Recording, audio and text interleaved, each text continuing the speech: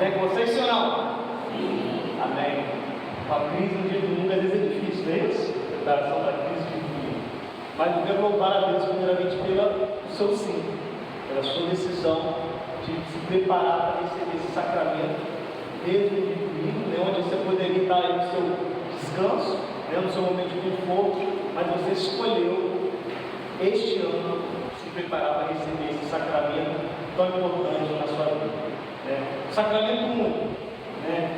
Eu quero te convidar a você realmente prestar bastante atenção naquilo que nós queremos experimentar nessa tarde, né? E durante todo esse tempo de preparação da crise, né? A crise começou quando vai? Começou?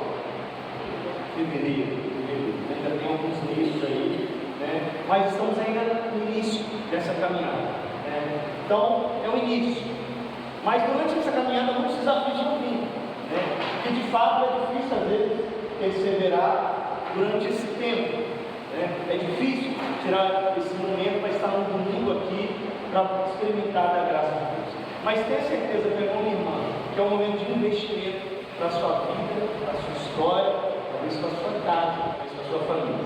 Talvez aquilo que você está hoje decidindo semear ou deixar que Deus semeie na sua vida, na sua história, talvez você vai colher no final do ano. Talvez você vai colher daqui a alguns anos, eu não sei. Mas tenha certeza de que se você decidir se preparar para receber esse sacramento, que não vai voltar mais na sua vida, vai ser uma única vez, tenha certeza de que você quer realmente estar aqui de livre e espontânea vontade. Que não seja obrigado por alguém, por alguma pessoa, por um parente, mas que você realmente queira estar aqui.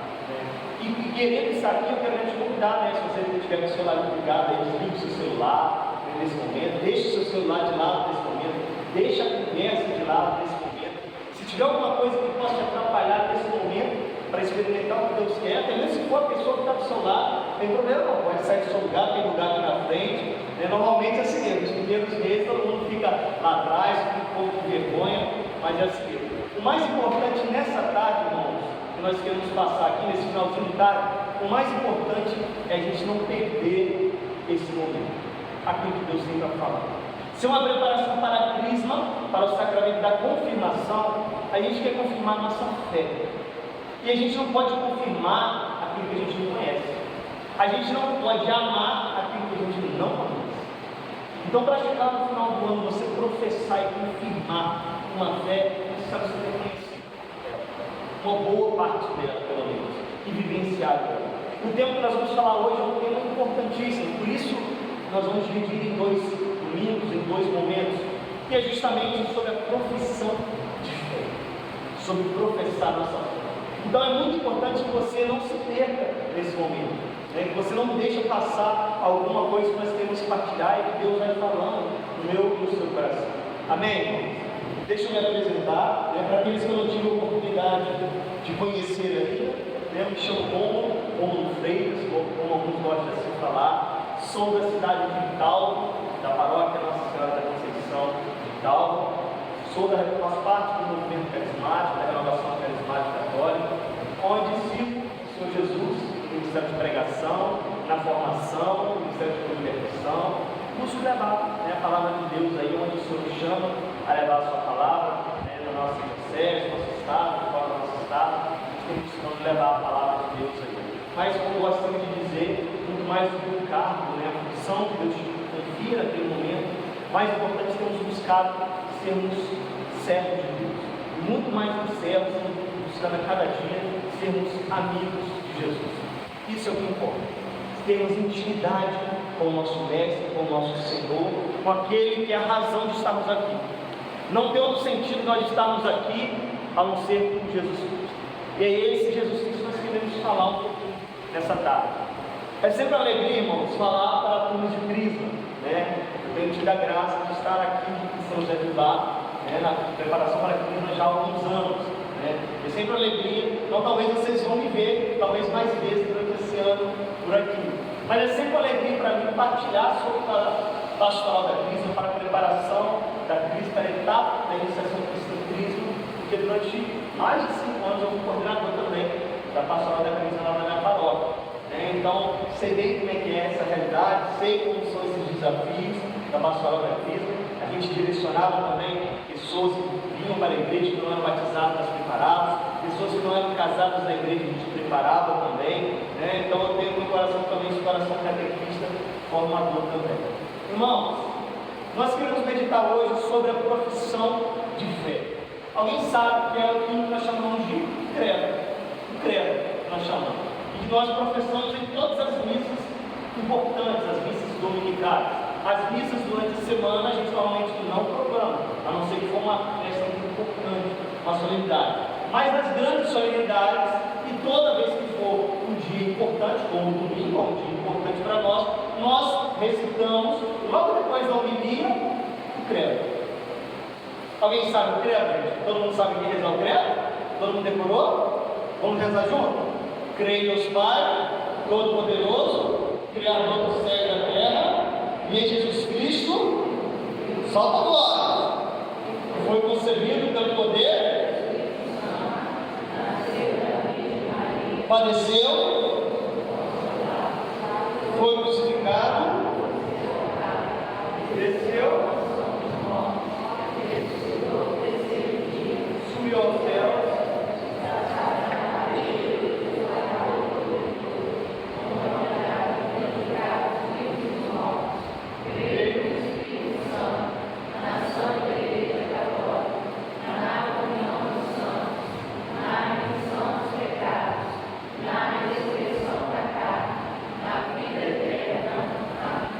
irmãos, esse é o credo que nós estamos mais acostumados a rezar.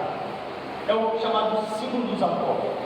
Primeiramente, irmãos, é necessário a gente entender o seguinte: que desde a história da igreja, desde toda a história da igreja, desde as primeiras comunidades cristãs que foram formadas depois da ressurreição de Jesus Cristo, a igreja, os apóstolos sempre viram a necessidade de ter ritos, simbolismos, fórmulas de você declarar publicamente a sua fé. Ou seja, se você acompanhar a história da igreja, for estudar, ou até mesmo pegar os atos dos apóstolos, você vai ver que os apóstolos eram perseguidos, que aqueles que se encontravam de uma experiência com Jesus Cristo, eles eram perseguidos, eles eram mal compreendidos, eram caluniados, faziam piadas de acordo deles, e muitos eram mortos por professar a fé. Então a igreja sempre viu, os apóstolos sempre viram a necessidade de não haver, para aqueles que tiverem um encontro verdadeiro com Cristo, não haver vergonha de proclamar e professar a sua fé. Por isso, aquele que é confirmado na fé, crismado na fé, é aquele que não tem vergonha de dizer, depois de passar toda essa caminhada desse ano, conhecendo boa parte da doutrina católica, é chegar no final do ano e, por sua livre e espontânea vontade, você mesmo dizer: essa é a minha fé. Eu sou católico, apostólico, romano. Não é por causa do meu pai, da minha mãe, do meu padrinho, da minha madrinha, do meu esposo, da minha esposa, de alguém que me incentivou. Não. É porque eu conheci boa parte da fé, eu tive a experiência com esse Jesus Cristo, com a igreja que ele mesmo fundou, e é essa a minha fé. Isso é o crismado. Isso é a sua atitude que vai ser no final do ano. Você declarar diante de Deus e dos homens a sua fé, publicamente, depois dessa experiência. Os apóstolos sempre viram essa necessidade, irmãos, durante as primeiras comunidades cristãs. Então existiram durante a história da igreja várias fórmulas, várias maneiras de você declarar ali os princípios e as verdades de fé. Várias maneiras, né? Se você estudar, você vai ver que ao longo da história, de acordo com as heresias que estão acontecendo, o que é uma heresia? Algo que é totalmente contrário aos ensinamentos de Cristo, algo que é totalmente contrário ao ensinamento da doutrina da igreja. Então, ao longo da história, de acordo com que as heresias vão acontecendo, novas fórmulas vão sendo elaboradas e que valiam para aquela época. E não quer dizer que elas não têm validade hoje, mas elas todas evoluindo ao longo do tempo. Mas, sobretudo, existem algumas fórmulas, e todas essas fórmulas nós chamamos de profissão de fé. Credo, ou seja, aquilo que se acredita, aquilo que se entende como verdade de fé. Não pelo achismo dos homens, não que alguém achou que era legal, devia ser assim, não. Porque aquilo que é revelado por Deus através de Jesus Cristo e através das Sagradas Escrituras, através da tradição dos apóstolos, aqueles que experimentaram, tiveram a experiência ao vivo, no loco ali, com Jesus, as testemunhas oculares foram passando ao longo da história, a tradição. E aí o magistério da igreja interpreta isso. Então essas formas vão sendo elaboradas dessas maneiras. Mas, sobretudo duas, são as que hoje nós mais conhecemos. A primeira delas, o credo apostólico, ou seja, esse que nós acabamos de rezar, chamado símbolo dos apóstolos. Então, o símbolo dos apóstolos é esse que nós acabamos de rezar, é o mais conhecido, é o que nós mais falamos, e é também considerado dos mais antigos.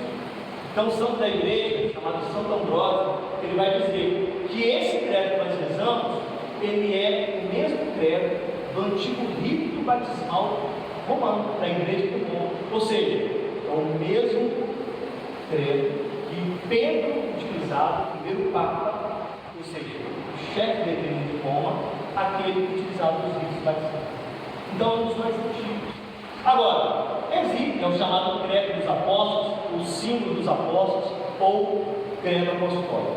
Agora, existe um outro também, que nós rezamos, que nós também proclamamos, professamos, em algumas ocasiões muito especiais, que é aquele credo maior que talvez alguns devem ter ouvido falar, que é o credo niceno-constantinopolitano. Olha que nome difícil. Credo niceno-constantinopolitano. É um credo um pouquinho diferente, mas que ele vai detalhar mais ainda aquilo que nós falamos desse credo apostólico. O credo niceno-constantinopolitano é um que vai dizer assim: creio em só Deus, Criador do céu e da terra, Criador das coisas visíveis e invisíveis. Então ele vai acrescentando mais coisas. Creio em Jesus Cristo, Filho único do Pai, gerado da Virgem Maria, gerado, não criado, consubstancial ao Pai. Então, Deus de Deus, luz da luz, Deus verdadeiro e Deus verdadeiro, gerado, não criado, consubstancial ao Pai. E o credo niceno-constantinopolitano que vai se detalhando mais. Por quê, irmãos? Esse credo niceno-constantinopolitano, como o próprio nome diz, credo niceno-constantinopolitano, é um credo que é fruto de dois concílios da igreja. Os dois primeiros concílios ecumenos da igreja. O concílio de Nicéia, que foi feito para combater uma heresia, principalmente o arianismo.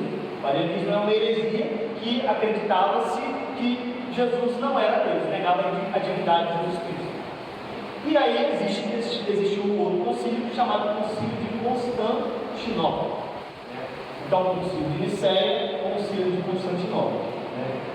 Esses dois concílios, a partir deles, foi elaborado esse credo niceno-constantinopolitano. Esse credo que, através dele, foi defendido as verdades absolutas de fé, combatendo essas heresias. Irmãos, deixa eu só pedir desculpa a vocês também, eu costumo trazer sempre slides, para a gente projetar aqui para facilitar o nosso entendimento. Dessa vez eu esqueci realmente o pendrive com os slides, tá? Então agora na semana que vem trago para vocês sem falta. E também eu sempre disponibilizo depois esses slides, caso alguém queira ver para você estudar depois. Porque o nosso tempo é muito curto, e aqui são caminhos, direcionamentos para você poder estudar depois, tá? Mas qualquer dúvida que tiver, irmãos, a qualquer momento você fique à vontade para levantar sua mão para perguntar, tá? E nós vamos meditar hoje, irmãos, sobretudo o credo apostólico. Esse que nós mais vezes rezamos, esse mais conhecido, esse que nós rezamos no texto principalmente, esse que nós rezamos hoje, no dia de domingo, por exemplo. Nós vamos meditar durante esses 2 dias, nós vamos ter esse encontro, os 12 artigos desse credo. Ou seja, todas essas frases que nós estamos falando, que todos nós, muitos de nós já sabemos de qual, são compostos de 12 frases, podemos dizer assim, 12 artigos de fé. Santo Ambrósio também vai dizer que esses 12 artigos é um paralelo aos 12 apóstolos. Nós vamos meditar, por isso que não dá para a gente falar dos 12 artigos em um dia. Hoje nós vamos falar de 6, talvez a 7, dependendo do tempo, mas provavelmente 6, e na outra semana a gente fala de mais 6. Porque em cada um deles nós vamos aprofundar um pouquinho sobre o que eles estão dizendo. E que nós, quando estamos declarando e professando isso, o que nós estamos de fato afirmando. O que a gente está querendo dizer? Para a gente não declarar, ou quando nós rezarmos o credo, ser só uma oração decorada, memorizada. Não, eu estou afirmando, eu estou entendendo aquilo que eu estou falando. Eu não estou só repetindo de maneira vã, eu não estou só repetindo de maneira decorada só. Muitas vezes a gente faz isso, mas é preciso a gente entender profundamente. Claro, irmãos, nós também não vamos aprofundar completamente em cada um desses temas. Por quê? Muitos desses temas que estão nesses artigos já vão fazer parte de outros ensinos específicos que vocês vão ter nesse ano e que vocês vão ter um ensino específico sobre isso. Mas se houver alguma dúvida de fé ou sobre isso, nesses pontos, nesses artigos, fiquem bem à vontade sobre isso. Mais importante, para perguntar, o mais importante é que a gente não saia daqui com dúvida. Se você quiser, eu trouxe hoje, na próxima semana, nos próximos encontros, quiser trazer algum material para anotar também, fique à vontade. Isso é importante para a nossa fé. Pessoal, para nós começarmos os primeiros artigos, eu quero dizer a vocês que esse credo que professamos, ele está contido na primeira parte do Catecismo da Igreja Católica, do número 180 até o número 185 ao número 1050. Quem conhece aqui o Catecismo da Igreja Católica, irmãos? Alguém conhece? Alguém já ouviu falar? Já foram apresentados ao Catecismo da Igreja Católica? Levanta a mão, quem conhece? Quem conhece esse livro aqui? Levanta a mão, gente, pode levantar mais alto. Isso. A maior parte não conhece. Louvado seja Deus que você agora tem a oportunidade de se apresentar. Este livro aqui, nessa versão aqui é uma versão mais grossa, um pouquinho, uma versão maior. Aqui é o Catecismo da Igreja Católica mais atual. Ou seja, ao longo da história também tem vários catecismos que foram sendo elaborados. Esse é o mais atual. Aqui está contido boa parte da fé católica. Ou seja, boa parte da visão, da doutrina, do pensamento católico, daquilo que a Igreja Católica, através da revelação de Jesus Cristo, entende como doutrina, como verdade. A nossa fé, irmãos, ela está contida através de duas fontes de revelação: a revelação escrita, através das Sagradas Escrituras, e a revelação oral, ou seja, Deus se revelou ao homem de forma escrita, através daquilo que foi registrado, de forma oral, ou seja, aquilo que foi sendo passado dos apóstolos, dos discípulos, como eu falei, através de três pilares, que a gente chama. Os três pilares eu também já citei. Os três pilares da nossa fé: Sagrada Escritura, Sagrado Magistério e Sagrada Tradição. A Sagrada Escritura, a Palavra de Deus, tudo aquilo que os autores sagrados escreveram, transcreveram, os livros que são considerados inspirados, a Sagrada Escritura. A Sagrada Tradição, como diz, aquilo que foi sendo passado pela sucessão apostólica, desde aqueles que conviveram com Jesus até os dias de hoje, interpretados pelo magistério da Igreja, pelo Papa, pelos bispos ao longo da história, desde Pedro até Papa Francisco, uma linha ininterrupta de papas. Isso é a Igreja Católica. Então eu costumo dizer o seguinte: se a Bíblia é o livro mais importante do católico, do cristão, para nós católicos, talvez o segundo livro mais importante seja o Catecismo da Igreja Católica. Se você não tem o catecismo, existe na internet, existe no próprio site do Vaticano, mas se você quer adquirir de maneira impressa, adquira, é importante. Depois da Bíblia é o segundo livro mais importante do católico. Existe nessa versão maior, mas hoje em dia também existem outras versões menores um pouco. Existe até, tem muitos jovens aqui, existe também o Catecismo Jovem, o Yucat. Alguém já ouviu falar do Yucat? Vou trazer para a semana que vem então o Yucat. O Yucat é o Catecismo Jovem. Ele é bem mais fininho e ele tem uma linguagem mais jovem. Ele é em forma de perguntas, que facilita o entendimento. Tá joia? Mas o catecismo, galera, quem quiser por curiosidade, do número 185 ao número 1050, vai falar sobre fé. Artigo por artigo, bem mais aprofundado. Irmãos, para nós começarmos, o primeiro artigo vai falar o quê? Creio em Deus Pai, Todo-Poderoso, Criador do céu e da terra. Irmãos, Deus, creio em Deus Pai, Todo-Poderoso, Criador do céu e da terra. Primeira coisa, nós cremos em um Deus que é Pai. Cremos que há um Deus que é Pai conosco. O Concílio de Latrão, o quarto Concílio de Latrão, disse o seguinte: cremos firmemente e afirmamos simplesmente que há um só verdadeiro Deus, eterno, imenso e imutável, Pai, Filho e Espírito Santo. 3 pessoas, mas uma essência e uma substância. Irmãos, nós cremos em Deus, em um só Deus, através de 3 pessoas: o Pai, Filho e Espírito Santo. 3 pessoas, mas um único Deus. Não são 3 deuses diferentes, são 3 pessoas e um Deus. Isso é um mistério da Santíssima Trindade. Ou seja, são 3 pessoas divinas. Então, cremos em um Deus Pai, existe Deus Filho, existe Deus Espírito Santo, que juntos são um só Deus, o mesmo Deus. Para nós é difícil entender isso, né? Foge um pouco da matemática, mas essa é a nossa fé. Cremos em um só Deus. Nós não cremos em outras realidades, como os pagãos acreditavam: se está ventando hoje, tem um Deus lá por vento. Se hoje está chovendo lá e molhou lá, ajudou na agricultura a irrigar a plantação, é um outro Deus que ajudou. Se tem um sol, tem um Deus no sol. Não, nós não acreditamos nisso. Nós acreditamos em um só Deus. O Deus da nossa vida, o Deus de Israel, o Deus Todo-Poderoso, como vai dizer para nós o credo que nós rezamos. E vai dizer o seguinte, irmãos: Deus Pai é o Criador e fonte de tudo.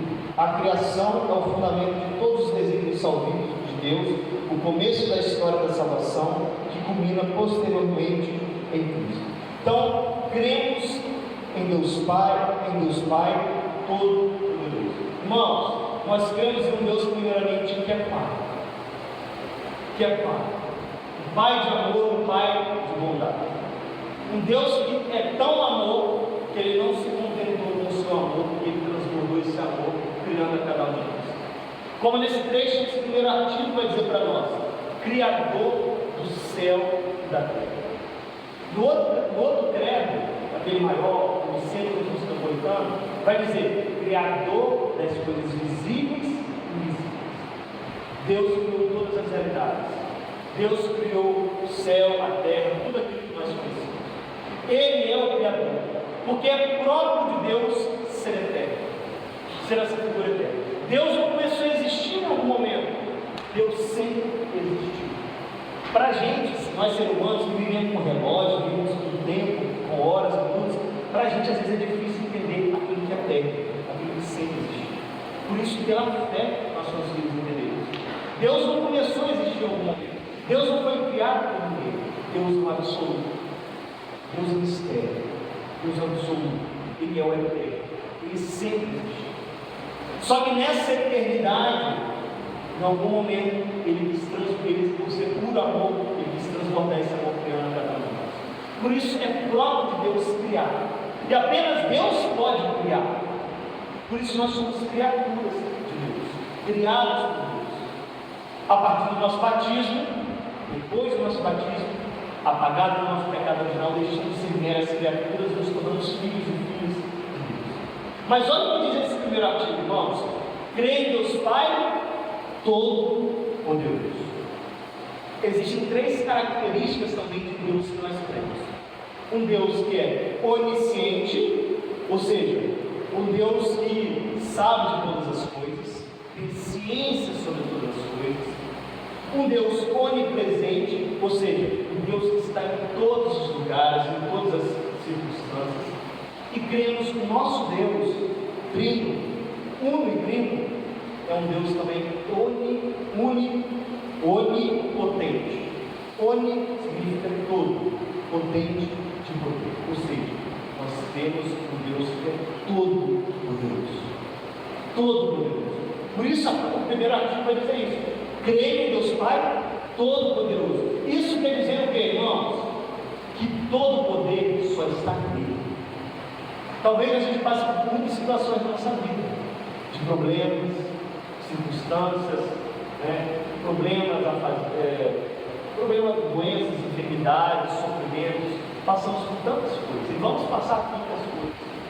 Talvez muitos no tempo de hoje vão querendo achar que dominam as outras, os poderosos deste mundo, mas todo o poder só está em Deus. Nada mais tem poder e autoridade sobre nós, senão o próprio Deus que nós temos.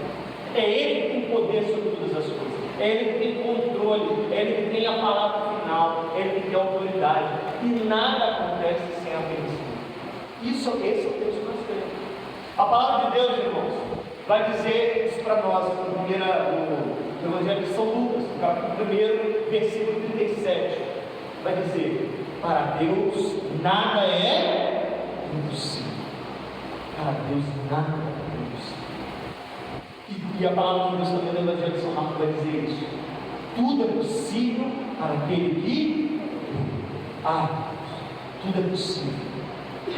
Talvez o problema que você esteja passando, talvez você pense que não tem solução, não tem jeito, não tem um caminho, não tem alternativa para a situação da minha casa, não tem alternativa para essa situação do meu pai, da minha mãe, dos meus filhos, do meu casamento, da minha falta de emprego, da situação da minha doença, da minha enfermidade. Para Deus, tudo é possível. Não existe impossível em nosso Deus, mas existe também a sua divina vontade, que muito mais sabe o que é melhor para nós do que nós mesmos. Esse é o Deus Todo-Poderoso. E quando nós dizemos que nós cremos nesse Deus, nós estamos dizendo que a gente entrega toda a nossa vontade, todo o nosso ser, todo o nosso achismo, tudo que a gente acha que é certo e errado, a gente entrega aquele que é o eterno, aquele que mais sabe e conhece de nós. Às vezes a gente acha que quem mais entende do ser humano é a mídia, né? São jornais, é a televisão, é a internet, são as pessoas que a gente está vendo falar por aí, né? As pessoas de grande intelectualidade, né? Acham que a gente sabe mais do ser humano que nós. E todas as ideologias hoje têm sido implantadas a respeito disso, achando que sabe mais. Irmãos, não tem ninguém que sabe mais do ser humano do que aquele que criou o ser humano. Ninguém mais sabe de uma criatura, de uma obra, do que o autor da obra. Ninguém mais te conhece do que Deus. Ninguém mais me conhece do que Deus. Deus te conhece mais do que aquilo que você acha que você se conhece. Deus nos conhece por inteiro.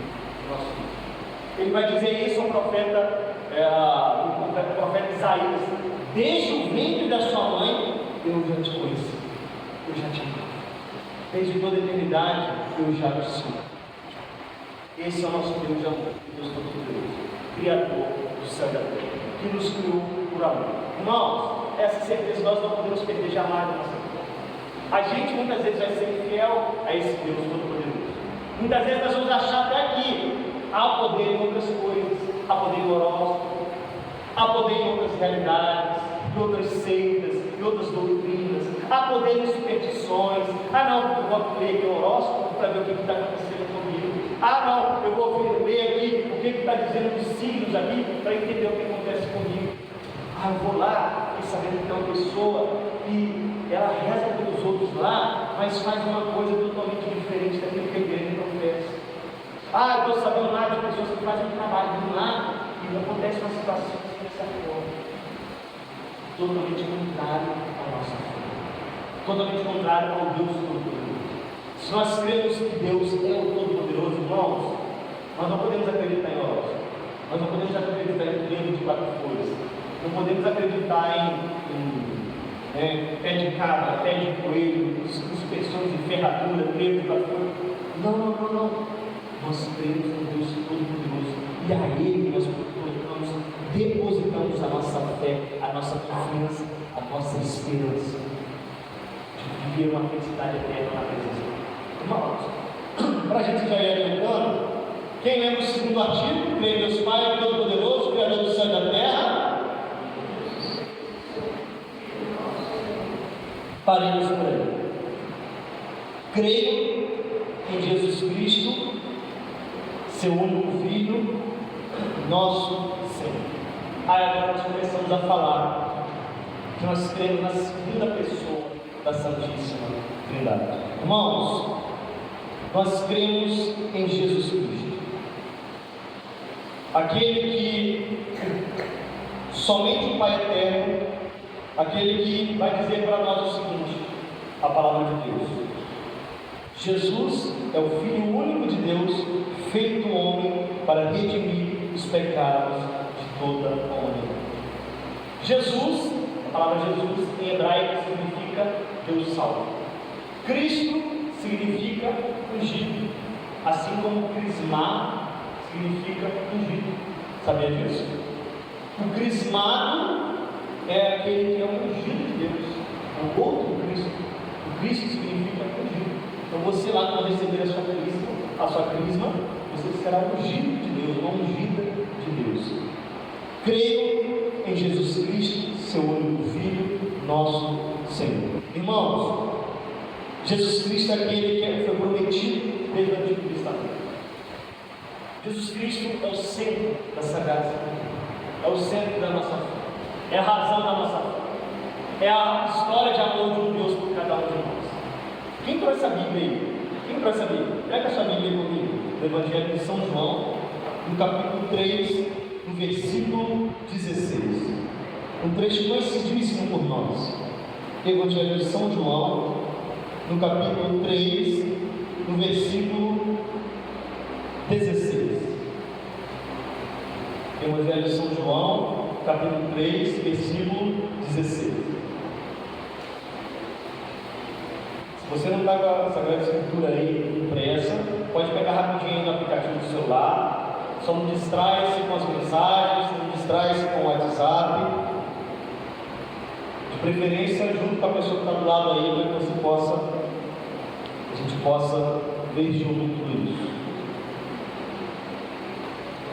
Amém, misericórdia, povo? Amém? Evangelho de São João, capítulo 3, versículo 16. Amém, misericórdia? Quem achou? Quem achou, fala amém, gente. Amém. Quem não achou, fala misericórdia. Ouve misericórdia. Para a gente adiantar do nosso tempo, a página, quem está com a Bíblia da Ave Maria, página 1387. Só para a gente adiantar. Da Bíblia da Ave Maria. Vamos ler juntos, versículo 16. Com efeito, de tal modo, Deus amou o mundo, que lhe deu seu Filho único, para que todo o que nele crê não pereça, mas tenha a vida eterna. Pois Deus não enviou seu Filho ao mundo para condená-lo, mas para que o mundo seja salvo por ele. Palavras da salvação, glória a Deus. Vamos dar uma salva de palmas para a palavra de Deus, para a salvação para nós. Vamos ser legal,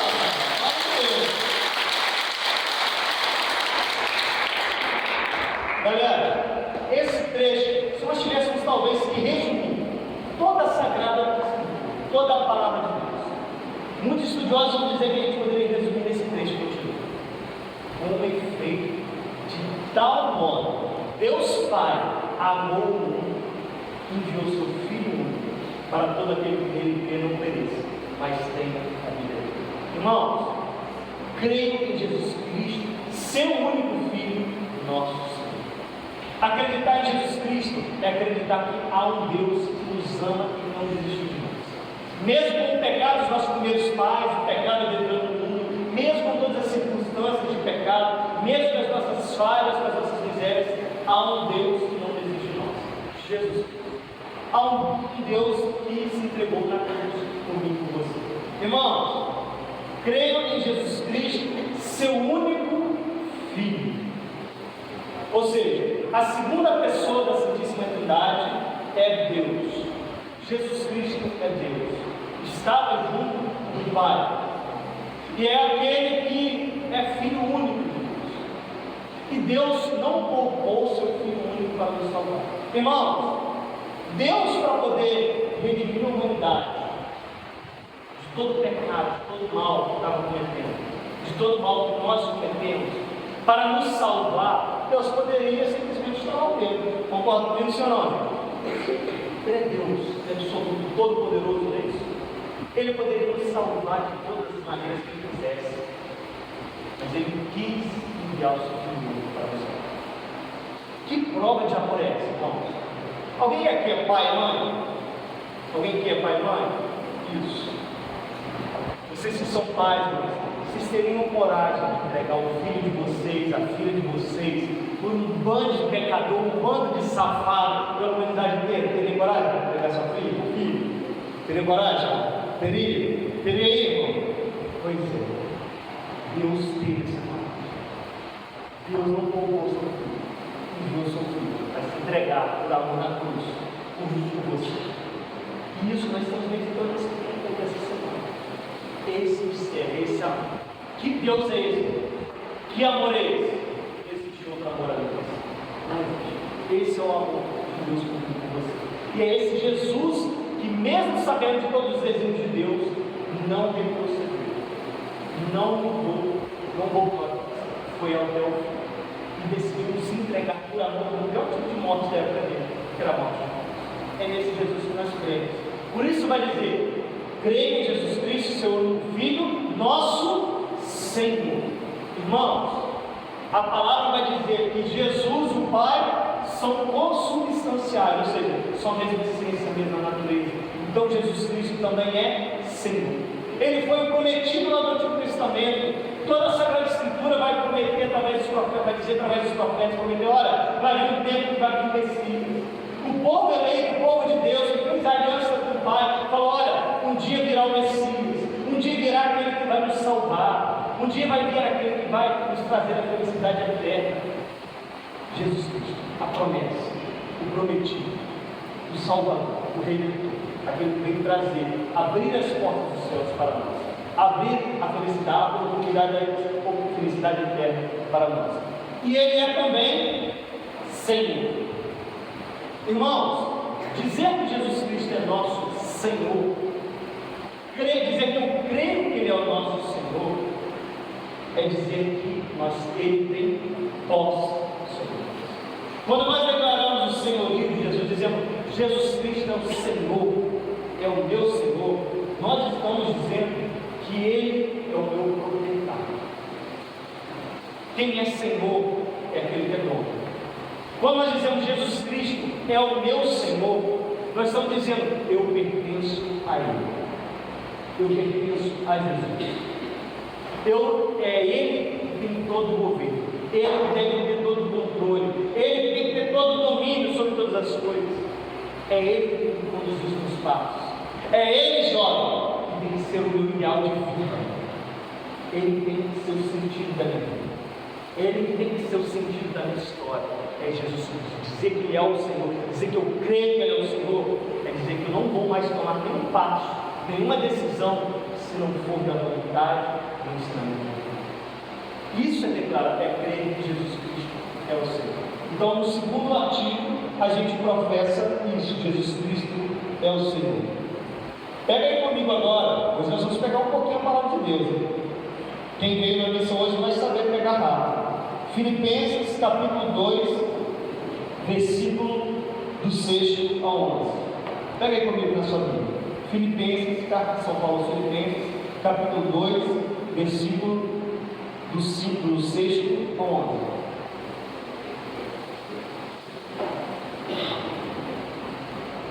Filipenses capítulo 2, versículo do 6 ao 11.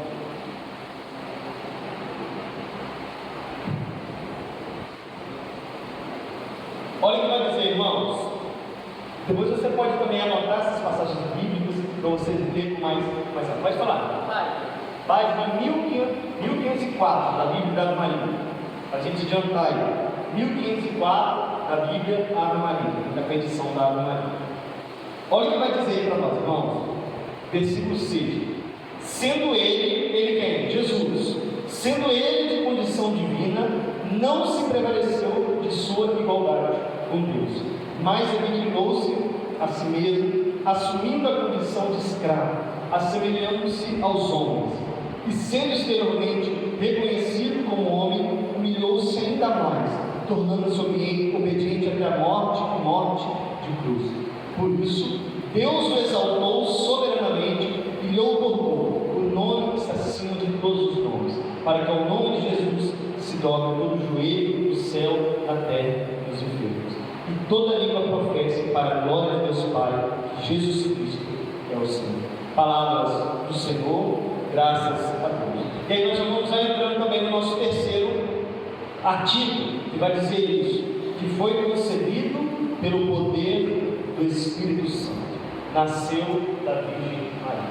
Irmãos, esse trecho que nós lemos de Filipenses vai dizer isso. Jesus Cristo, ele não se prevaleceu da condição divina, mas ele foi até o fim, ele foi obediente até a morte de cruz. Foi concebido pelo poder do Espírito Santo. O terceiro artigo vai dizer para nós. O que é isso, irmãos? Concebido pelo poder do Espírito Santo, nasceu da Virgem Maria. É o chamado mistério da encarnação. É o que nós vamos chamar de mistério da encarnação. É o que nós celebramos no Natal. É a vida desse Deus. É a confirmação, é a realidade que nós vemos no primeiro trecho da Sagrada Escritura. Jesus, que Deus, o Evangelho de São João vai dizer isso. O Verbo estava no Pai. O Verbo estava no Pai. O Verbo estava junto de Deus. Mas depois vai dizer, o Verbo se fez carne e habitou no meio de nós. Ou seja, irmãos, Jesus se encarnou, Jesus se tornou homem, Jesus se tornou ser humano, ele se igualou a tudo a nós. Jesus chorou, Jesus se alegrou, Jesus teve as suas emoções, Jesus conviveu com as pessoas, Jesus viveu tudo que nós podemos viver como ser humano, exceto na realidade do pecado. Agora, uma outra coisa para a gente entender, quando nós dizemos que cremos em Jesus Cristo, cremos que ele foi concebido pelo poder do Espírito Santo, nós cremos que ele se encarnou. Cremos que Jesus Cristo é 100% Deus e 100% homem, ou seja, é aquilo que na teologia nós vamos chamar de união hipostática. O que é isso? É as duas naturezas de Jesus. Jesus é uma pessoa só, sim ou não, irmãos? Jesus é uma pessoa só, mas nele está presente duas naturezas, ou seja, a natureza humana, aquilo que ele se igualou a todo nós, se encarnou, e a natureza divina. Então são duas naturezas em uma só pessoa. Ou seja, Jesus, um erro muito grande, que é uma heresia que já foi combatida há muito tempo na igreja, é um erro muito grande de pensar assim, não, então quer dizer que Jesus Cristo, ele é metade Deus e metade homem. Não. Ele é 100% Deus e 100% homem. Então, o que é a palavra que nós lemos vai dizer para nós? Ele não se prevaleceu da condição divina, ou seja, não é porque ele era Deus que deixou de viver tudo que o ser humano poderia viver. Então, ele se tornou escravo, ou seja, ele se fez pecado, ou seja, ele fez tudo que nós poderíamos fazer. Ele não cometeu pecados, mas ele se fez escravo, se fez pecado, se fez escravo, fez tudo que nós poderíamos fazer e foi até o fim. O nome, por isso a palavra vai dizer, é o nome que está acima de todo mundo, o nome que toda língua deve professar, que Jesus Cristo é o Senhor, o céu, a terra, concebido pelo Espírito Santo. Ou seja, a concepção de Jesus não foi através de uma união carnal entre um homem e uma mulher. A Virgem Maria, por isso vai dizer, nascido da Virgem Maria, aquela que foi virgem e é virgem, antes, durante e após o parto de Jesus. O mistério e um dogma de fé, a virgindade perpétua da Virgem Maria, certamente vai ser aprofundado no outro ensinamento mais adiante, no outro ensino durante o ano aí. Mas concebido pelo poder do Espírito Santo, nascido da Virgem Maria. Ou seja, é o próprio Espírito Santo que colocou, implantou a presença, a encarnação de Jesus no seio da Virgem Maria. E isso é uma dogma de fé para nós, é uma verdade de fé para nós. Creio no Espírito Santo, concebido pelo Espírito Santo, nascido da Virgem Maria. Outro ponto, irmãos, que nós queremos meditar sobre isso, o próximo ponto, padeceu sob Pôncio Pilatos, próximo artigo. Padeceu sob Pôncio Pilatos, foi crucificado, morto e sepultado. Irmãos, padeceu sob Pôncio Pilatos. Sob Pôncio Pilatos. Foi crucificado, morto, sepultado. Nós acabamos de ler. Jesus Cristo, nos planos de Deus, ele foi obediente até o fim. Obediente até a morte. E morte de cruz. Ele foi crucificado. A pior morte da época dele, ele viveu, que é a morte de cruz. A morte que era dos grandes criminosos, dos grandes bandidos da época. Ele experimentou essa morte.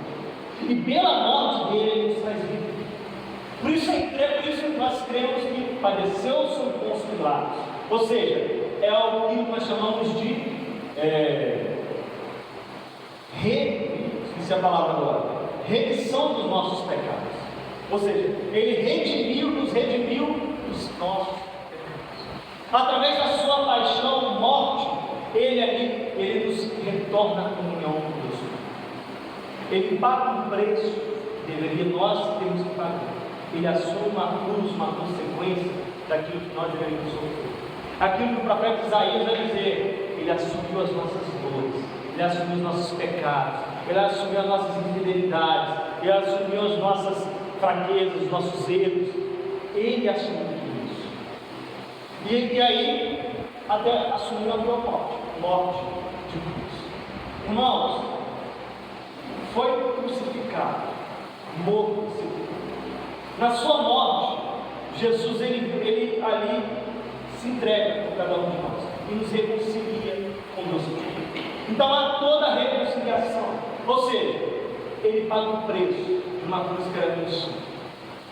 Talvez você pode até estar levando isso na brincadeira, talvez você pode estar sendo até engraçado, mas em algum momento da sua vida, da sua história, quando Jesus Cristo, você tiver essa consciência de que Ele é realmente aquele que se entregou por amor a você, talvez com as coisas de Deus a gente comece a levar mais assim. A gente não leva mais a brincadeira. Porque com as coisas de Deus nos brinca, a gente vai entendendo isso. E essa semana é a semana da gente meditar isso. Hoje começando a Semana Santa. É a semana da gente entrar nesse calvário. Eu quero já fazer esse convite a você que durante toda essa semana você viva de maneira intensa as liturgias, os momentos que vão acontecer. Tudo que vai acontecer na quinta-feira, desde a quinta-feira santa, onde começa o tríduo pascal, ou seja, ali a Lava-Pés, Jesus que se despede dos seus discípulos, que já sabia que ia se entregar, e foi até o fim. A sexta-feira santa, onde Jesus ali se entrega comigo e com você. Medite cada momento, né? É o momento da gente meditar, é o momento da gente ver que é a semana mais importante do católico. Não é para nós o feriado, para nós é o ápice da nossa fé, é a cruz. Para nós, irmãos católicos, o símbolo do amor não é o coração. Para nós, o símbolo do amor não é o coração. Para nós, o símbolo do amor é a cruz.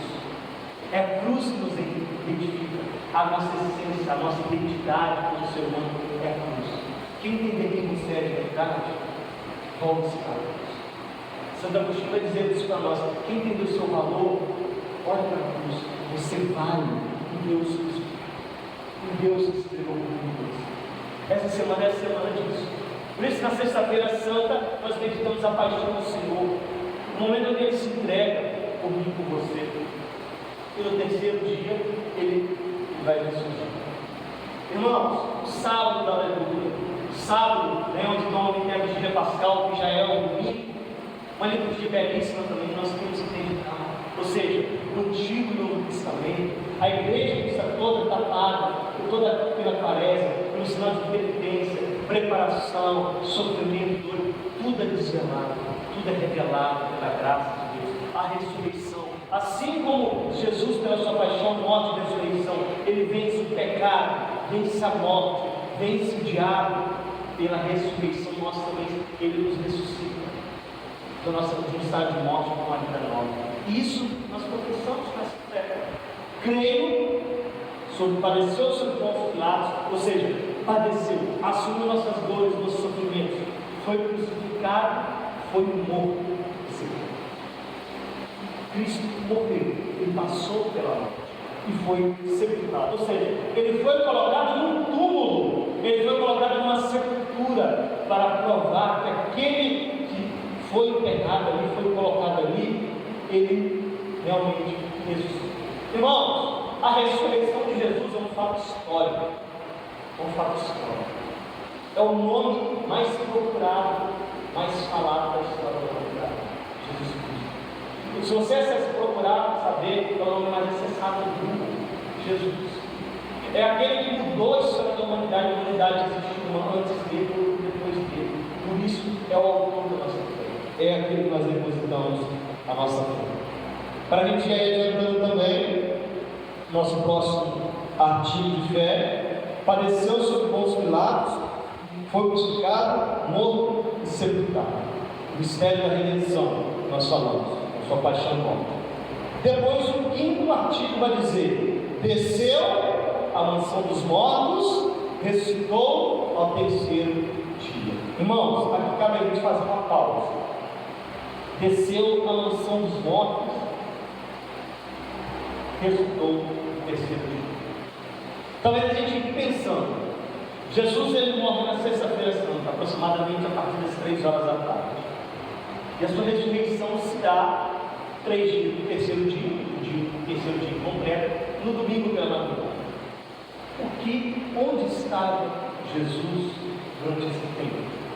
Nós chamamos o tempo da sexta-feira toda, até o sábado todo. O sábado vai ser dia do silêncio, dia da luz, dia também voltado para a Virgem Maria, aquela que foi convicta das promessas de Deus, certeza dos planos de Deus da ressurreição. Onde Jesus está? Irmãos, na sua morte, Jesus desce à mansão dos mortos. E aí é um dogma de fé para nós. O que é a mansão dos mortos? Vocês certamente vão ter um outro ensino sobre isso também, mas é necessário a gente entender um pouco. A mansão dos mortos é aquilo que a palavra de Deus vai chamar de Sheol, ou seio de Abraão. Alguns vão chamar de limbo dos patriarcas. Ou seja, é o lugar onde aqueles que morreram antes de Jesus Cristo vir estiveram. Ou seja, antes de Jesus Cristo, irmãos, na paixão, morte e ressurreição de Jesus, ele ali vence o pecado, como eu disse, vence a morte e vence o diabo. E ali, os céus que estavam fechados se abrem para cada um de nós. Agora, se os céus se abrem a partir de Jesus Cristo, ou seja, a possibilidade da vida eterna em Deus se abriu a partir de Jesus Cristo, quem veio antes dele? Adão, Eva, Elias, Moisés, os profetas. Onde foi esse povo? O céu estava aberto. Estavam na mansão dos mortos. Sheol, Hades, seio de Abraão, chamado de infernos. Presta bem atenção na hora que eu vou falar.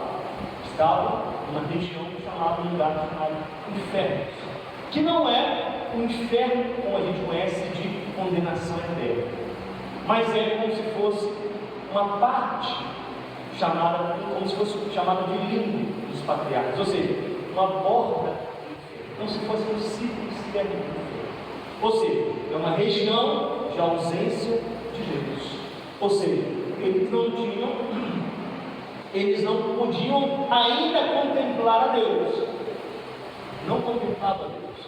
Mas eles não passavam pelo sofrimento, pelo fogo que nós conhecemos da condenação eterna. Mas eles estavam privados da presença de Deus. É a mansão dos mortos. Então, quando Jesus morre na cruz, dá o seu último suspiro, em todo esse tempo cronológico para a gente, 3 dias, ele está na mansão dos mortos. Ou seja, ele desce à mansão dos mortos para resgatar aqueles que foram fiéis a ele, para abrir as portas dos céus, primeiramente para aqueles que foram fiéis a ele. Eva, Adão, Elias, Eliseu, os profetas, Ruth, as mulheres do Antigo Testamento, os grandes homens do Antigo Testamento, Davi, Salomão, todos esses grandes, a porta dos céus se abre.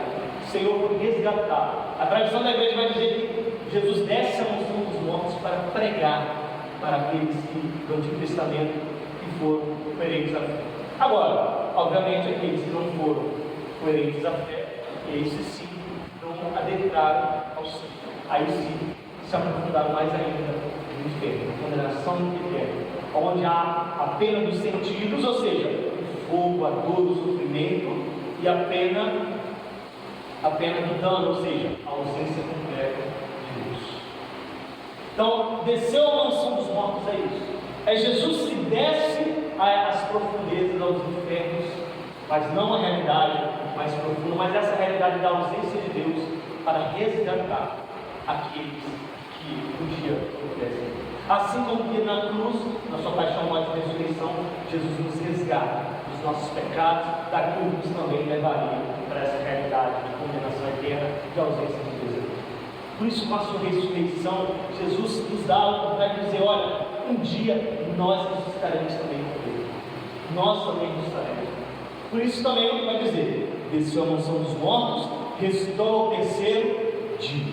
Ou seja, depois da sua morte, depois daquela situação, no terceiro dia, a ressurreição. Ou seja, a ressurreição de Jesus vai dizer para todo mundo, para toda a humanidade: eu sou aquele que sou. Eu sou eterno, eu sou a alegria verdadeira. Ou seja, a morte não tem palavra final na sua vida. E nós celebramos a Páscoa, irmãos, que nós, durante essa semana, vamos celebrar a Páscoa, nós entendemos isso. A morte não tem palavra final na nossa vida. A morte, o caixão ali, quando nós nos deparamos no velório, não é palavra final da nossa vida. Não acaba ali. Não acaba ali.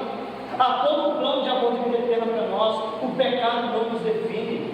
A morte não nos define. Há uma ressurreição para nós. Se com Ele reinaremos, se com Ele serviremos, com Ele um dia nos glorificaremos, com Ele nos ressuscitaremos. Irmãos, a ressurreição é a palavra da vitória de Deus sobre nós, é a vitória dele sobre a nossa vida. A ressurreição é a certeza de todos esses males desse mundo, todo o sofrimento desse mundo, um dia passará. É a certeza da ressurreição, a ressurreição do último dia, sobretudo.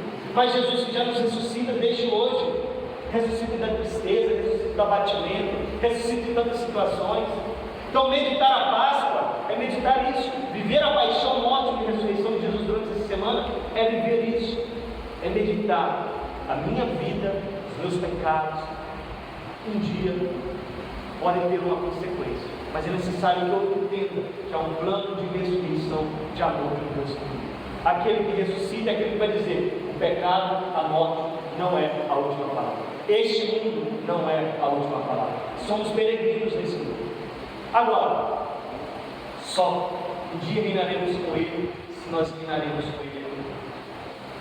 E o convite da Crisma de se preparar para receber esse sacramento é começar reinando com Ele, levando a sério as coisas de Deus desde aqui, levando uma vida do Senhor desde aqui, buscando ter uma vida de intimidade, uma vida sacramental, uma vida de oração, uma vida de santidade, de castidade, de fidelidade a Deus, de corresponder a esse amor a Ele. Sabe, irmãos, a gente dificilmente vai conseguir devolver a Deus o tamanho do amor que Ele tem para nós, mas nós temos que tentar. Temos que tentar. E a crise é uma oportunidade para isso, de nós tentarmos retribuir e ter a experiência com esse amor. Para nós finalizarmos, hoje, o último artigo que vai dizer para nós: depois ressuscitou no terceiro dia, desceu à mansão dos mortos, ressuscitou no terceiro dia. O sexto artigo: subiu aos céus, está sentado à direita de Deus Pai Todo-Poderoso. Irmãos, Páscoa significa passar. Assim como no Antigo Testamento havia a celebração da Páscoa, ou seja, a Páscoa era a celebração dos judeus da libertação do povo que estava escravo do Egito para a terra prometida, para a terra que não Mediterrâneo. Então a Páscoa era celebrada por esse motivo. E a Páscoa, Jesus ressuscita nesse período, na Páscoa, que ganha um novo sentido a partir da ressurreição de Jesus, porque significa passagem, e no nosso caso, passagem da morte para a vida. E depois disso, subiu aos céus, está sentado à direita de Deus Pai Todo-Poderoso. Irmãos, o corpo de Jesus foi glorioso desde que ressuscitou. Então veja bem, irmãos, na sua paixão, morte e ressurreição, Jesus, seu corpo, foi ressuscitado. mas o seu corpo físico também. O mesmo corpo que ele se encarnou também foi ressuscitado. Ou seja, ele se encheu da glória. A razão da nossa fé é a ressurreição de Jesus. É o que Paulo vai dizer também nas suas cartas. Se Jesus não ressuscitou, vazia nossa fé, não tem sentido essa vida, não tem sentido tudo isso que nós estamos passando e vivendo, se Jesus não ressuscitou. E como eu disse, a ressurreição de Jesus é um fato histórico. Agora, ele teve um corpo glorioso com a sua ressurreição. Jesus, que era Deus e homem, sempre sendo Deus, sempre sendo homem, agora na sua ressurreição se enche de glória. Corpo glorioso. Ou seja, ele sobe aos céus com esse corpo glorioso.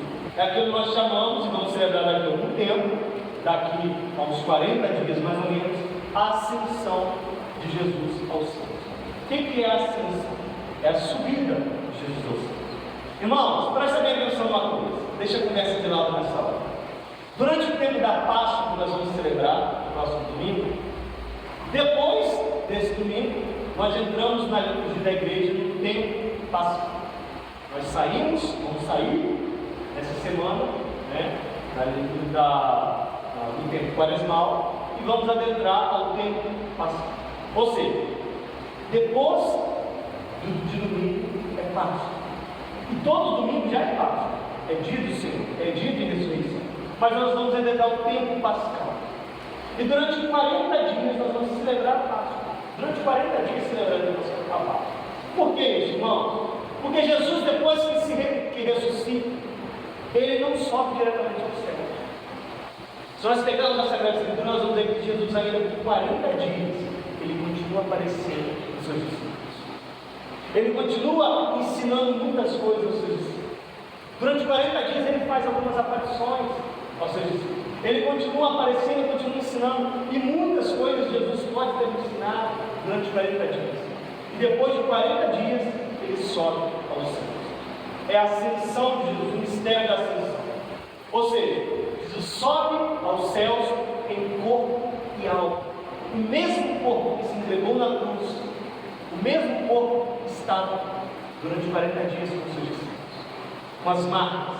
Nós temos até mesmo um relato, né? Nós vamos ver de Tomé, que foi necessário tocar nas feridas do lado aberto de Jesus, para acreditar. Nós não precisamos ser como Tomé para acreditar em Jesus, para acreditar em Deus, para acreditar na ressurreição. Mas durante 40 dias, Jesus falou aos seus discípulos, em corpo e alma, o seu corpo glorioso, e sobe aos céus de corpo e alma. Outra pessoa, depois de Jesus, vai também subir aos céus de corpo e alma, ou seja, corpo físico e alma. Alguém sabe quem é, gente? Quem? Maria, a Virgem Maria. Há duas pessoas no céu, nesse momento apenas, o corpo e alma, o corpo físico e alma. Jesus e a Virgem Maria. E aí é um pouco todo, vocês vão ver mais pra frente, que é a assunção da Virgem Maria. Jesus sobe aos céus, ascensão, ou seja, a ascensão é aquele que sobe aos céus pelas suas próprias forças, porque é o próprio Deus.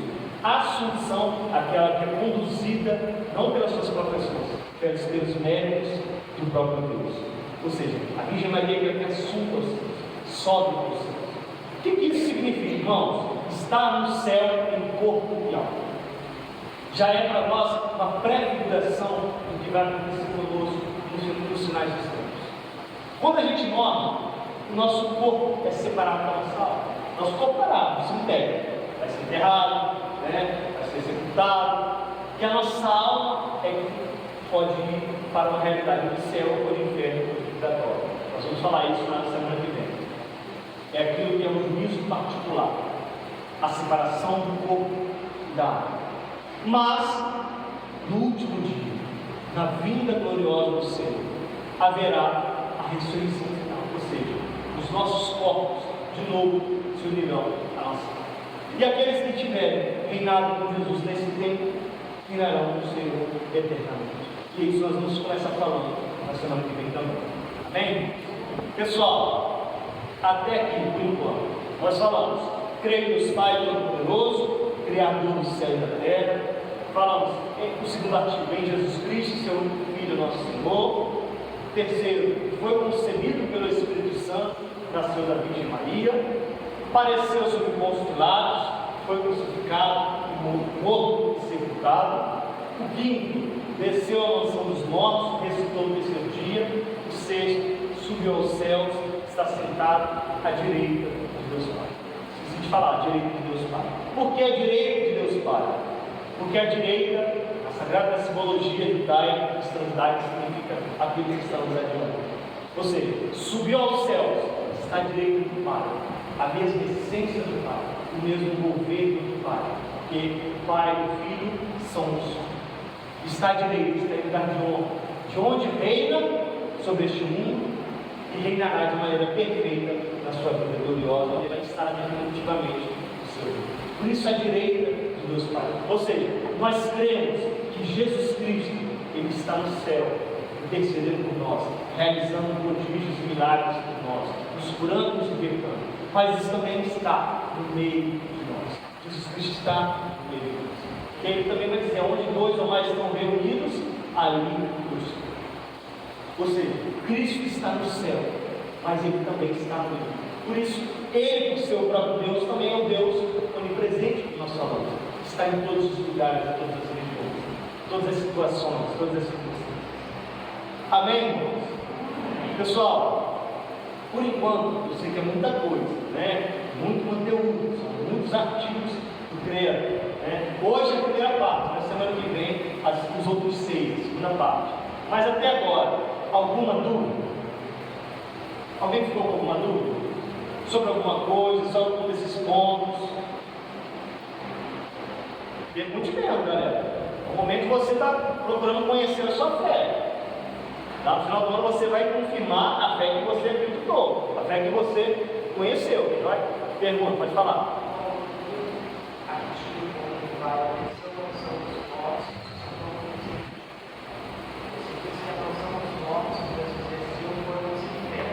Isso. Mas acreditamos que existe o céu, o inferno, a condenação, e o purgatório, que as almas são purificadas e não se Isso. Os infernos seriam qual a caixa? Então, olha só, boa pergunta, ó. Olha a pergunta dele. A nossa fé, eu já estou até antecipando a coisa da semana que vem, mas é ótimo, isso é importante, a gente não ter dúvidas. A nossa fé, depois da nossa morte, existe dois destinos. Céu e inferno. Porém, dois destinos definitivos. Porém, quando a gente morre, quando o Senhor não vem, existe ainda um terceiro destino, que é temporário, chamado purgatório. Vamos falar um pouquinho na semana que vem, vocês vão ter toda a profundidade durante o ano quando falar sobre a escatologia, ou seja, sobre os sinais dos tempos, a doutrina dos sinais do tempo, dos novícios. Céu, inferno, purgatório. Então hoje, se eu morrer hoje, por exemplo, eu escrevo que não sei também, né? Não sabe, vai estar vivo acabou. Há três destinos ao juízo particular, ou seja, o julgamento da vida. Há três destinos: céu, inferno, purgatório. Nós temos, como o irmão falou, como é que é o seu nome? Fala de novo, eu sou meio surdo. Antônio, o Antônio falou isso. Há três realidades: céu, purgatório, inferno. O céu é aquele que nós estamos vivendo na glória de Deus, aquele que não morreu sem pecado mortal, aquela intimidade com o Senhor, na graça de Deus. O purgatório, para aqueles que morreram, não no pecado mortal, mas às vezes com algum pecado venial, ou com algumas circunstâncias, com algumas penas, que ainda precisam de um processo de purificação. Isso é purgatório. E o inferno, aqueles que morrem no pecado mortal. A condenação eterna. Ou seja, não é Deus que não nos perdoa, mas é nós que rejeitamos Deus. Então, por isso a importância da confissão, sobretudo nesse tempo da quaresma, sobretudo na nossa caminhada, né, para aqueles que já comungam, para aqueles que já têm a graça de receber Jesus Eucarístico, a importância da comunhão, não só para a gente poder, da confissão, aliás, não só para a gente comungar, mas para a gente ser perdoado do nosso pecado mortal, a condenação eterna. Agora, aonde que entra, como o colega falou, a mansão dos mortos, esses infernos? Nós podemos dizer o seguinte: é como se no inferno existissem várias regiões. podemos dizer assim. E em coisas nós denominamos infernos, no plural. Ou seja, existe uma parte do inferno. O inferno é a ausência de Deus, onde se vive duas penas: a pena dos sentidos, ou seja, onde há o sofrimento, a dor, o fogo, e a pena do dano. O que é a pena do dano? É nesse inferno onde a gente não tem a ausência de Deus, não se consegue visualizar Deus, não tem acesso a Deus. Isso nos infernos. As pessoas antes de Jesus, para onde elas iam? O céu não estava aberto. Elas iam para uma região que vão chamar de mansão dos mortos, ou Hades, ou infernos, ou Sheol, ou Seio de Abraão. Tem vários nomes. Na Bíblia nós vamos encontrar vários nomes. Ou limbo dos patriarcas dos profetas. Que é o quê? Que é como se fosse uma borda exterior. Ou seja, como se fosse uma margem dos infernos. Ou seja, eles são condenados eternamente? Não. Eles estavam temporariamente, até Jesus se entregar na cruz por nós e nos libertar de todo o mal, do todo pecado. Eles estavam nessa parte. Santo Agostinho vai falar que é o círculo externo dos infernos, dessa região. Então, quando a gente fala de inferno no singular, nós estamos falando da condenação eterna. Quando a gente fala no plural, a gente fala de infernos, a gente está falando dessa região, onde existe essa borda, esse chamado círculo externo, ou chamado limbo, onde essas pessoas estavam. E ali Jesus resgata essas pessoas. Ou seja, elas tinham ali, nesse lugar, nesse limbo, elas não tinham acesso a Deus, não tinham a visão de Deus, então elas tinham a pena do dano, mas elas não tinham a pena dos sentidos, ou seja, elas não estavam ali sofrendo, elas não estavam ali passando pelo fogo da condenação eterna, elas estavam sem a visão de Deus. Agora, Jesus os resgata disso. Por quê? São pessoas que morreram dentro da fé, morreram na presença de Deus. Então, seria justo essa pessoa, porque Jesus veio depois dessa pessoa ser condenada, gente? Não. Então, o que acontece? Eles estavam nessa região. Beleza? Conseguiu entender? Conseguiu? Conseguiu, pessoal, entender? Então, é uma borda dos infernos dessa região.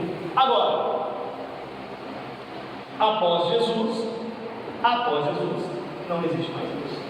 Existe o inferno, o purgatório, o céu. Aquele que está no purgatório já tem certeza do céu, passará por uma purificação. Também é temporário. Por quê? Na segunda vinda de Jesus, na sua vida gloriosa, haverá os dois destinos definitivos que eu falei. Ou seja, só vai haver céu, só vai haver inferno.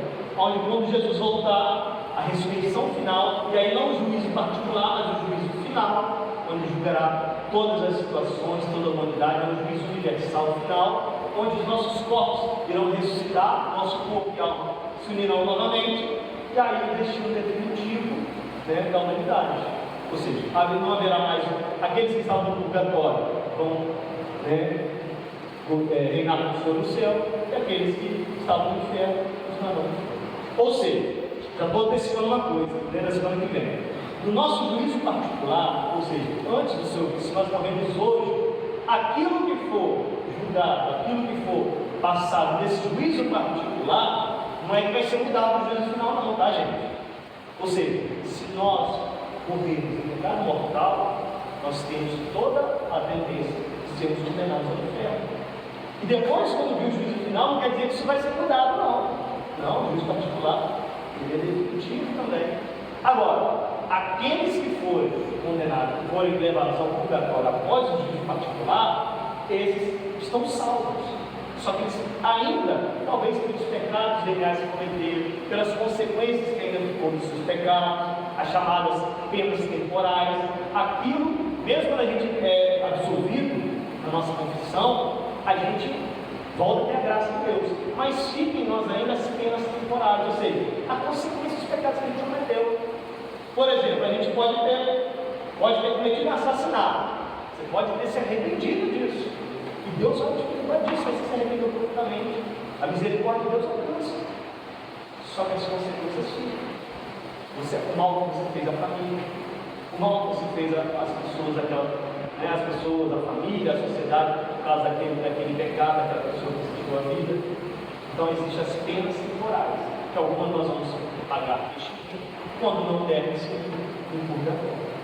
Então, quando o Senhor vier, aqueles que estão no purgatório, que já estão salvos, aqueles que se arrependeram, morreram na amizade com Deus, eles vão ser salvos. Agora, como nós fazemos hoje, antes do Senhor vier, para antecipar a nossa ida ao céu? Rezando pelas almas do purgatório. Por isso nós temos o hábito de rezar em toda a sua missa pelas almas do purgatório. Ou seja, para diminuir o tempo delas no purgatório, para que elas já se encontrem no tempo de purificação. E nós, que ainda não morremos, não morremos fisicamente, como nós podemos abreviar o nosso tempo de purgatório? Através das nossas práticas espirituais, através da caridade, através do jejum, através da esmola. Por isso o tempo da quaresma, para isso, através das indulgências, que é outro assunto para outro dia. Então tudo isso são práticas espirituais que diminuem o nosso tempo de purgatório. Tranquilo? Pessoal, mais alguma dúvida? Não? Deixei esses minutos finais só para dúvida mesmo. Mais alguma? Pode falar.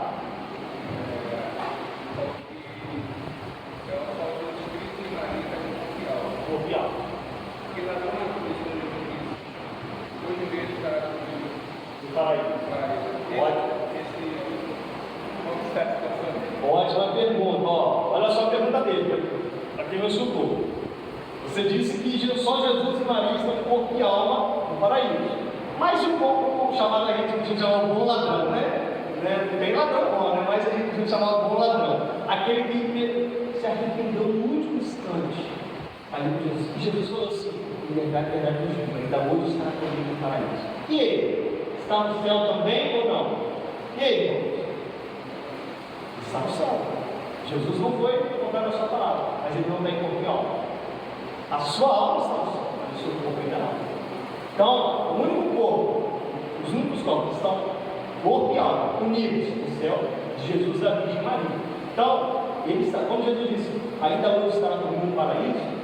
Jesus desce a mansão dos mortos, abre os céus para todos aqueles do Antigo Testamento, mas também a ele.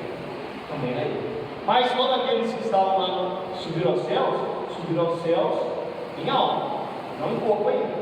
Então ele está sim no céu, mas em alma. No final dos tempos, no último dia, na vinda gloriosa do Senhor, que nós não sabemos como vai ser, pode ser daqui a alguns anos, pode ser amanhã, daqui a alguns minutos, aí todos os corpos daqueles que passaram também subirão a sua alma, até que eles estejam no céu. Por isso que vai falar, a gente reza isso, para ressuscitar, para ressurgir dos vivos e dos mortos. Ou seja, aqueles que estão vivos passarão por esse momento. Aqueles que estão mortos, seja no inferno, no céu, no purgatório, terão a alma unida ao corpo novamente. Não para mudar a realidade do julgamento particular, do que aconteceu, mas para a ressurreição final. Ou seja, aqueles que vão estar no céu estarão com corpos gloriosos. Então, Jesus e Maria no céu, no corpo e alma, é a prefiguração daquilo que nós vamos experimentar estar no céu, no corpo e alma. Aquilo que aqueles do Antigo Testamento, inclusive bom ladrão, vai experimentar um dia, está em corpo e alma. Ou seja, corpos gloriosos, corpos glorificados, cheios da graça de Deus. E aí sim, o céu tem a visão beatífica de Deus. Ou seja, se Deus é mistério, no céu nós vamos poder contemplar Deus nessa face. E por isso a gente caminha nesse mundo, caminhando com o céu. Esse é o sentido da nossa vida. Buscar sair dessas realidades passageiras de dor, de sofrimento, de ver felicidade de Deus. O céu é o meu lugar, é o seu lugar. Por isso viver a paz é isso. Buscar viver uma vida de ressuscitado desde já. É um dia como ressuscitados, um dia governados, reinados com Ele eternamente. Amém? Mais alguma pergunta, alguma dúvida? Acabamos já para. Mais alguma dúvida, irmãos? Mais alguma? Pode perguntar. Galera que não tem nenhuma não? Tranquilo? Tranquilo? Ou todo mundo entendeu tudo, ou ninguém entendeu nada. Pessoal, se tiver dúvida, não haja nessa dúvida. Se você tiver timidez para perguntar alguma coisa, não tem problema, traz anotado no papelzinho alguma coisa, fica bem à vontade. Mais importante é que você não saia. Tem dúvida? Não, pensei que levantou o dedinho assim, pensei que está com dúvida. Tranquilo então, irmãos? Vamos ficar de pé então para a gente finalizar. Vamos louvar a Deus nessa hora. Eu quero te convidar a fechar os seus olhos nessa hora, para a gente rezar, finalizar. Deixa a conversa de lado, deixa os seus olhos nessa hora. Feche os seus olhos nessa hora, olhe no seu interior. Sobretudo nesse tempo de Semana Santa que estamos vivendo, estamos partilhando sobre o credo, sobre a profissão de fé. Diante de tudo aquilo que nós cremos, nós queremos pedir nessa hora, Senhor, que Tu possas infundir em nós, pela força do Teu Espírito Santo, a graça da fé. Infunde em nós, Senhor, nessa hora sobre os nossos corações, a graça de ter uma fé mais forte, uma fé mais firme, uma fé mais viva. Uma fé que se traduz nas palavras, mas se traduz não só nas palavras, se traduz também no nosso comportamento, se traduz no nosso testemunho, nas nossas ações. Por isso nós queremos te pedir, Senhor, que ao meditar a profissão de fé, o nosso credo, nós queremos entender cada vez mais aquilo que é a minha fé. Nós queremos entender cada vez mais aquilo que é a nossa fé e professar a nossa fé. Nós queremos declarar a nossa fé, aquilo que nós acreditamos, aquilo que nós sabemos que é a verdade eterna, que a verdade são os princípios de verdade da Tua revelação para nós. Queremos te pedir, Senhor, sobretudo nessa Semana Santa, que nós possamos experimentar cada vez mais a nossa fé. Que seja uma grande experiência de fé para nós, aumentando, Senhor, a nossa fé. Aumenta, Senhor, a certeza da ressurreição, a certeza de que a morte não é a última palavra, de que o pecado não é a última palavra, de que os males e os sofrimentos deste mundo não são a última palavra, mas a última palavra é a Tua vitória na cruz. A última palavra é a vitória da Tua ressurreição. Nós queremos pedir isso nessa semana, a graça de vivenciarmos perfeitamente, intensamente, todo esse mistério de amor, de entrega Tua na cruz por cada um de nós. Que a Sua paixão, morte e ressurreição este ano de 2023 que queremos celebrar não seja mais um na nossa vida, que seja a meditação, a interiorização verdadeira dessa história de um Deus que não desiste de nós, que nos ama, que nos ressuscita a cada dia. Tudo isso nós te pedimos, Senhor, apresentando a nossa vida, a nossa história, o nosso sofrimento, toda a nossa caminhada, a perseverança desses encontros da Crisma, desse tempo da Crisma, nas mãos da Tua Mãe, a bem-aventurada Virgem Maria. Aquela que esteve ao Teu lado até o fim, na cruz até o fim, assim como o Senhor foi até o fim, foi obediente até o fim, a Tua Mãe, a Virgem Maria, também esteve ao Teu lado até o fim. Que Tu possas, ó Mãe amada, Mãe querida, ó Virgem gloriosa e bendita, estar conosco também, em todos os momentos da nossa vida, os momentos tristes, os momentos de tribulação, os momentos de tempestade, nas lágrimas, mas também nos momentos felizes, de alegria, que nós não possamos nos afastar da Tua presença, ó Mãe. Passe à frente, ó Mãe, de tudo aquilo que nós trazemos no nosso coração, nossas angústias, nossas aflições, situações, nossas esperanças, nossos planos e sonhos. Passe à frente, ó Mãe, e solucione aquilo que nós somos incapazes de solucionar. Roga ao Teu Filho Jesus que possa realmente nos ressuscitar de toda a vida de morte que nós estejamos. Talvez estejamos vivos, mas mortos interiormente pelo nosso pecado, pela nossa indiferença com o Senhor, indiferença com as coisas de Deus. Que tudo isso possa ser derrotado nesta hora, pelas Tuas mãos, ó Mãe, pelas mãos do Teu Filho Jesus. Que nessa hora possa nos ressuscitar para uma vida nova na Tua presença. Tudo isso nós nos consagramos a Ti, consagramos essa semana, nosso retorno às nossas casas, tudo aquilo que queremos vivenciar nessa Semana Santa. Ave Maria, cheia de graças, o Senhor é convosco, bendita sois vós entre as mulheres, e bendito o Santa Maria, Mãe de Deus, agora e na hora de nossa morte. Vira para a pessoa que está do seu lado e fala para ela: uma boa Semana Santa. Vira para ela e fala: uma boa Semana Santa. Irmãos, Deus abençoe vocês. Obrigado pela atenção de vocês, pelo testemunho. Persevere. Não deixe essa Semana Santa, irmãos, ser mais uma na sua vida. Viva, se você puder, intensamente as liturgias, os momentos.